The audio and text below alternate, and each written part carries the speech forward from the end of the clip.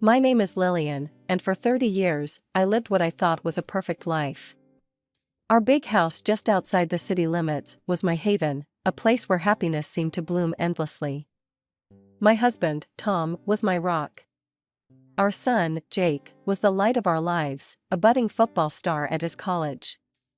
I remember the day Jake brought home Sarah, his girlfriend. She was a sweet girl with a gentle smile and kind eyes. I took to her immediately, seeing in her the daughter I never had.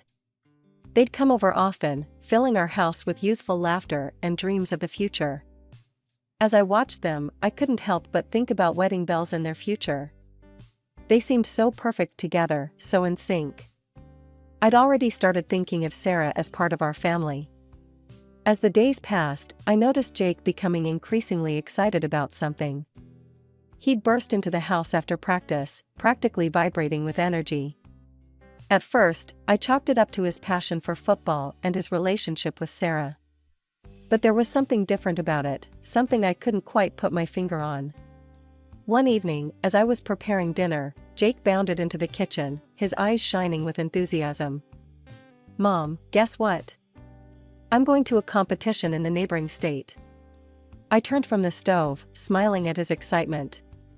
"That's wonderful, honey. When is it?" "We leave next week," he replied, grabbing an apple from the fruit bowl. "It's a big deal, Mom.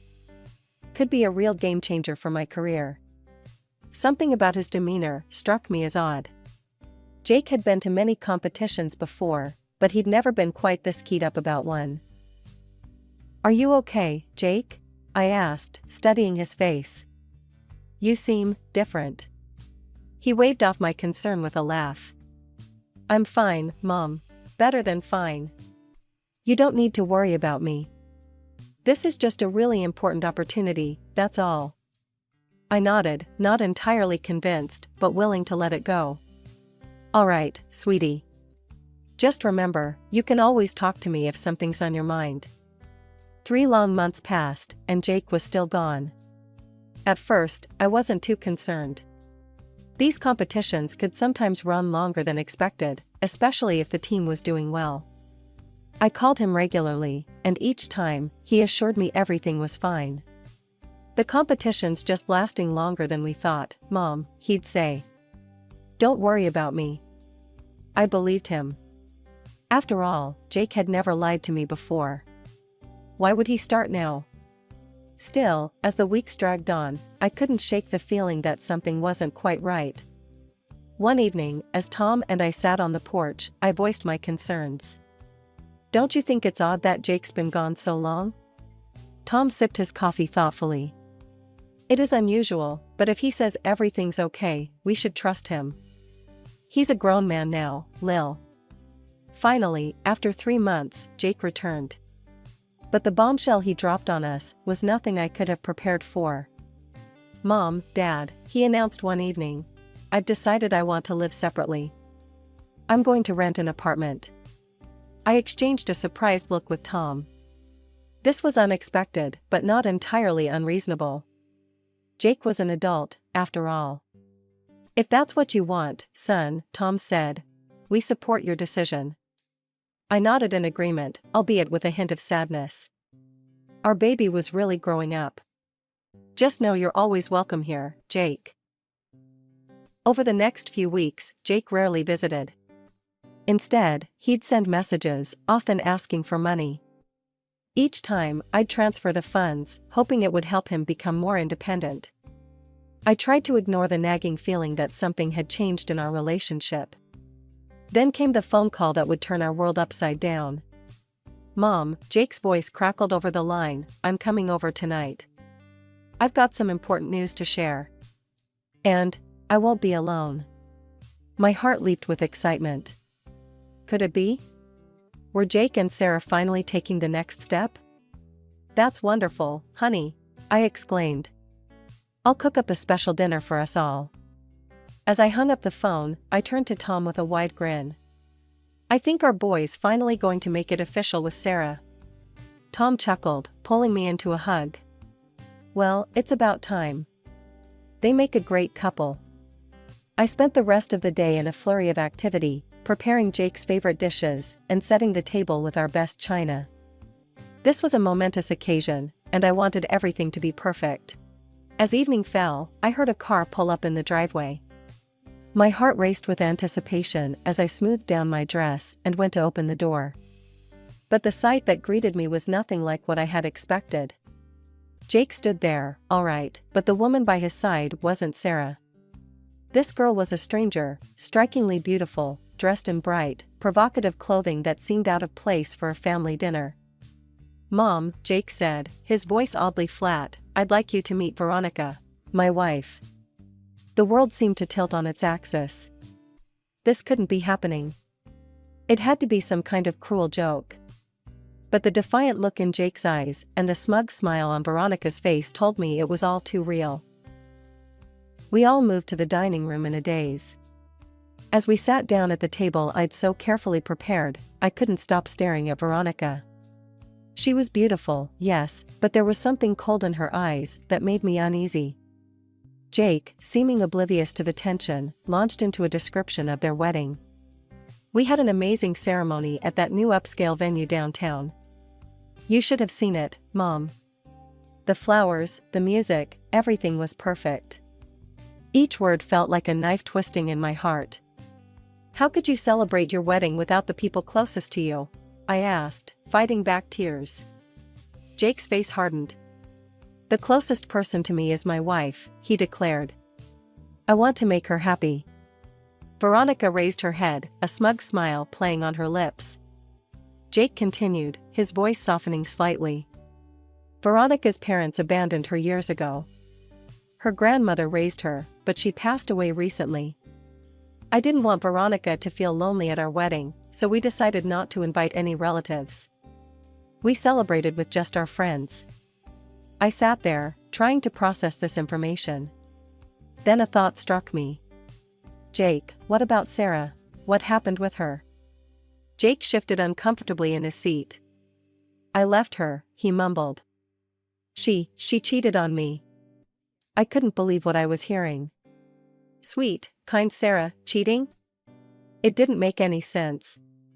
Trying to understand more about this woman who had suddenly become part of our family, I turned to Veronica. "So, Veronica," I began, attempting to keep my voice steady, "where are you from originally?" Veronica's eyes narrowed slightly, but she remained silent.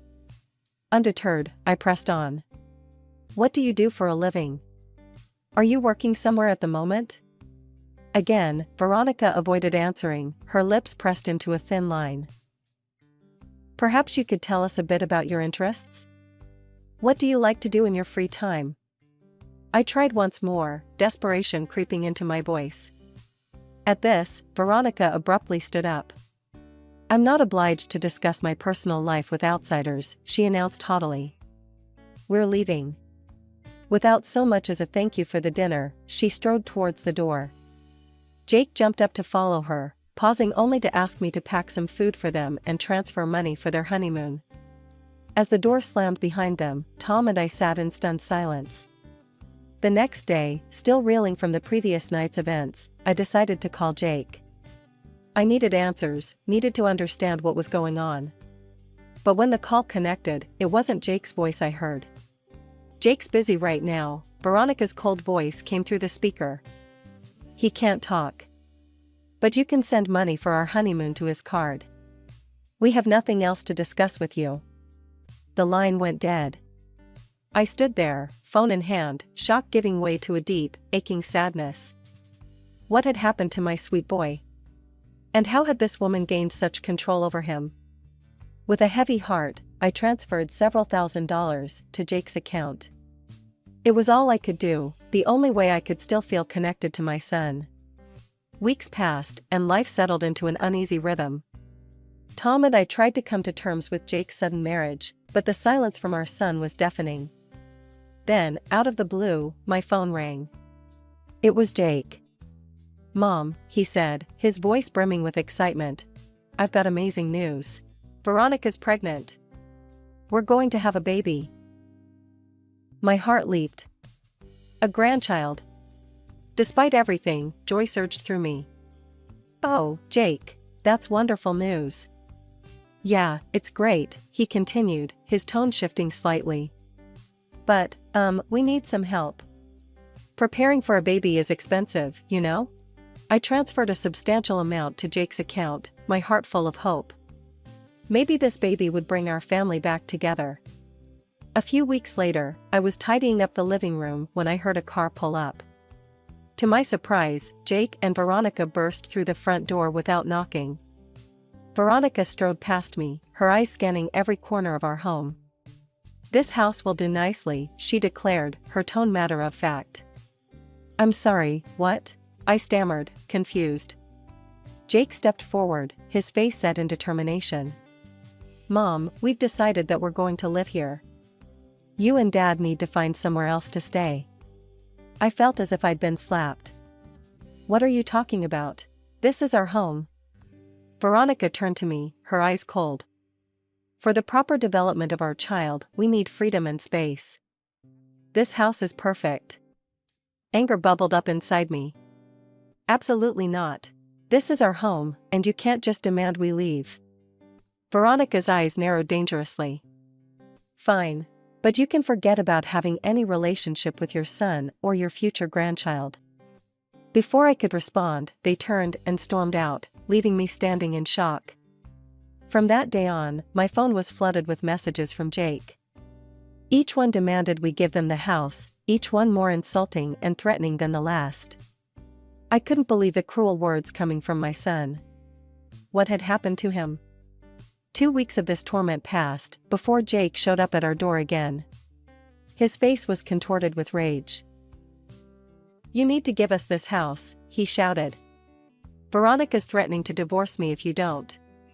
Do you want to ruin my marriage?" I tried to reason with him. "Jake, honey, can't you see? She's blackmailing you. This isn't right." His face turned an alarming shade of red. "Don't you dare talk about Veronica like that. You're not worth a hair on her head." That was the final straw for Tom. Without a word, he grabbed Jake by the arm and forcefully escorted him out the door, slamming it behind him. As Jake's angry shouts faded, I sank to the floor, tears streaming down my face. Tom knelt beside me, wrapping his arms around me. Weeks passed, and life settled into an uneasy rhythm. Tom and I tried to process the drastic changes in our son's behavior, but the pain and confusion lingered. One day, while shopping for groceries, I heard a familiar voice call out my name. "Lillian?" I turned to see Sarah, Jake's ex-fiancée, standing by the produce section. My heart skipped a beat when I noticed her heavily pregnant belly. Memories of Jake's accusations about her cheating flooded back, and I found myself at a loss for words. Gathering my composure, I managed to smile. "Sarah, I had no idea you were expecting. How are you feeling?" Sarah's eyes welled up with tears. It's not easy," she admitted, her voice barely above a whisper. "Being pregnant and abandoned, it's been tough." Her words hit me like a ton of bricks. Abandoned? That didn't align with Jake's story at all. Sensing there was more to this situation, I gently probed for details. "Sarah, I'm so sorry. Can you tell me what happened?" "Jake told us, well, he said you had cheated on him." Sarah's eyes widened in disbelief. "Cheated? Lillian, no. That's not what happened at all." Over the next half hour, as we stood in the quiet corner of the grocery store, Sarah revealed the truth that shattered my world. "Jake didn't go to any sports competition," she explained, her voice trembling. "He met a girl online and went to meet her in another state. He was gone for 3 months, remember?" I nodded, the pieces starting to fall into place. Sarah continued. "When I found out I was pregnant, I called Jake to tell him the news. But he told me he had married someone else. He refused to have anything to do with the baby." My legs felt weak. I leaned against the shopping cart for support, trying to process this information. Our Jake, our sweet boy, had lied to us all. He had abandoned Sarah and their unborn child for a woman he barely knew. We parted ways with promises to stay in touch, and I headed home in a daze. My mind was reeling from the revelations. Jake's story about the extended competition, his sudden marriage to Veronica, his cruel treatment of us, it all made a twisted kind of sense now. As I walked through our front door, Tom took one look at my face and knew something was wrong. "Lil, what happened?" he asked, concern etched on his features. I sank into a chair at the kitchen table, feeling the weight of the truth pressing down on me. "Tom, sit down," I said. "There's something you need to know about Jake." As I recounted my conversation with Sarah, I watched the color drain from Tom's face. Our son had lied to us, abandoned his pregnant fiancée, and married a virtual stranger. In the days following my encounter with Sarah, Tom and I had many long, difficult conversations. We both felt a deep sense of responsibility towards Sarah and her unborn child, our grandchild. "We need to help her, Tom," I said one evening. "She shouldn't have to go through this alone." Tom nodded in agreement. "You're right. Let's reach out to her." When we approached Sarah with our offer of support, she initially refused, her pride and hurt evident in her eyes. But as the weeks passed and we gently persisted, she eventually accepted our help. I began to see her often, accompanying her to doctor's appointments, helping her prepare for the baby's arrival, and simply being there as a shoulder to cry on. One evening, as I returned home from helping Sarah set up the nursery, Tom met me with a serious expression. "Lil, there's something I need to tell you," he said, his voice grave. "I hired a private detective." I stared at him in shock. "You did what?" Tom sighed heavily. "I needed to know what was really going on with Jake. The detective's report came in today, and Lil, it's worse than we thought." Over the next hour, Tom revealed the detective's findings. Jake had dropped out of college, abandoning his sports career and education to get a job supporting Veronica's extravagant spending habits. The detective had overheard a conversation between Jake and Veronica, where they coldly discussed plans to force us out of our home and claim it for themselves. But the most shocking revelation was about Veronica's past. She had a history of pursuing wealthy men for their money. The detective discovered that Veronica had become pregnant by one of these men and had manipulated Jake into marriage by claiming the child was his. I stood up, my mind racing. "We have to tell Jake. We have to make him see what's happening." But Tom shook his head sadly. "Lil, he won't believe us. You've seen how he is now. If we try to tell him, he'll only push us further away." As much as it pained me, I knew Tom was right. Jake was so under Veronica's influence that any attempt to reveal the truth would likely backfire. "What do we do, then?" I asked, feeling helpless. Tom took my hand in his. "For now, we focus on Sarah and the baby. They're the ones who truly need us right now." I nodded, fighting back tears. "You're right. Sarah needs us, and that baby, our grandchild, they're innocent in all of this." As we sat there, processing all we had learned, I couldn't help but feel a mix of anger, sadness, and fear for Jake. But I also felt a renewed sense of purpose. We might not be able to help Jake right now, but we could be there for Sarah and her baby. And maybe, just maybe, by showing Jake what real love and support looked like, we could eventually break through to him. Just when Tom and I thought things couldn't get any worse, we woke up one morning to find our house defaced with cruel, insulting graffiti.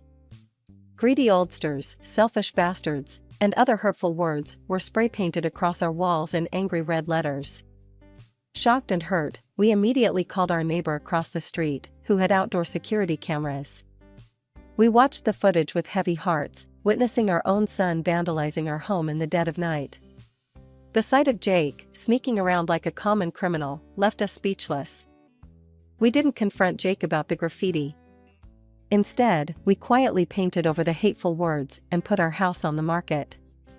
Within weeks, we had sold our longtime home and purchased a new one, not far from where Sarah lived with her newborn son, our grandson.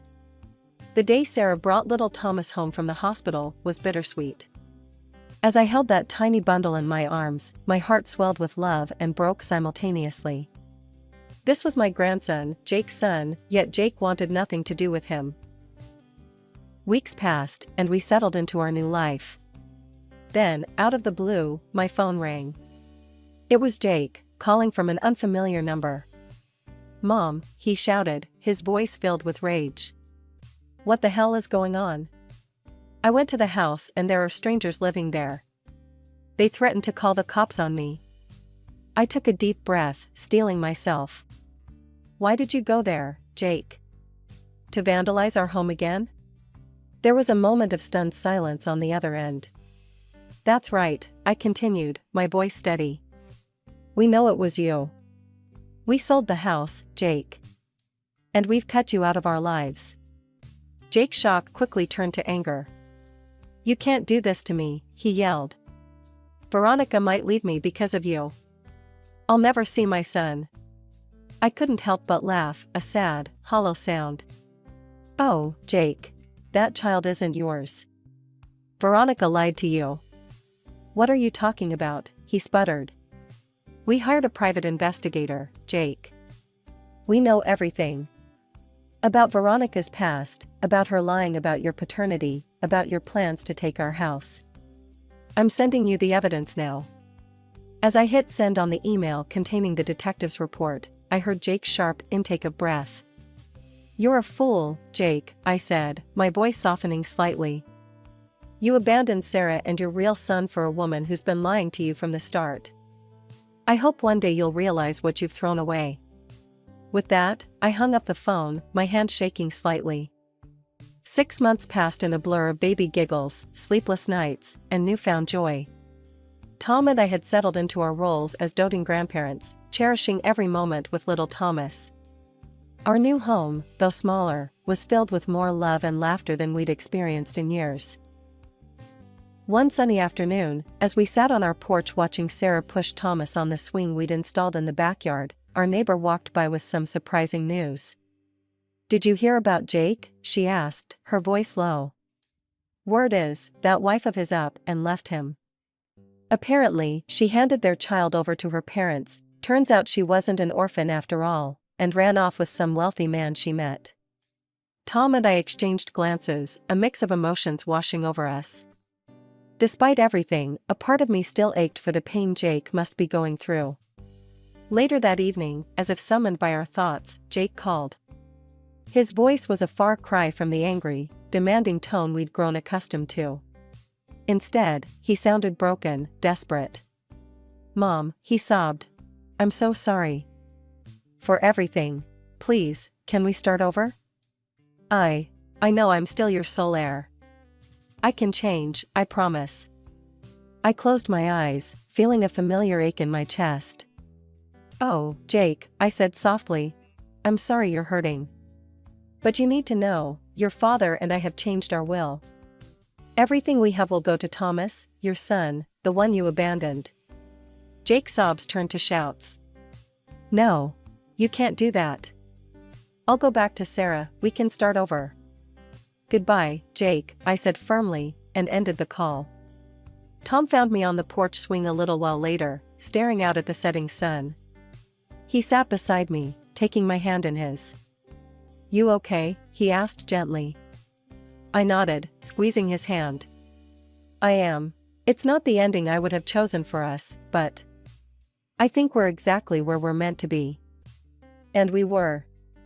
Our new life, though different from what we'd imagined, was filled with purpose and love. Every weekend, our home was filled with the joyous sounds of Thomas's laughter as he explored every nook and cranny. Sarah, once just our son's girlfriend, had become the daughter we never had. "Grandma, Grandpa." Thomas's little voice called out one Sunday afternoon. "Look what I can do." We watched in delight as he took his first wobbly steps across the living room, collapsing into Sarah's waiting arms. Sarah looked up at us, her eyes shining with tears of joy. "I don't know what I would have done without you two," she said softly. "You've been more like parents to me than I ever expected to have." I knelt down beside her, wrapping them both in a hug. "Oh, sweetheart. You and Thomas, you're our family. We couldn't love you more if we tried." As I looked around at the faces of my family, Tom's weathered smile, Sarah's gentle eyes, Thomas's chubby cheeks, I felt a profound sense of peace wash over me. This was not the life I had planned, but it was a life filled with more love, more joy, and more purpose than I could have ever imagined.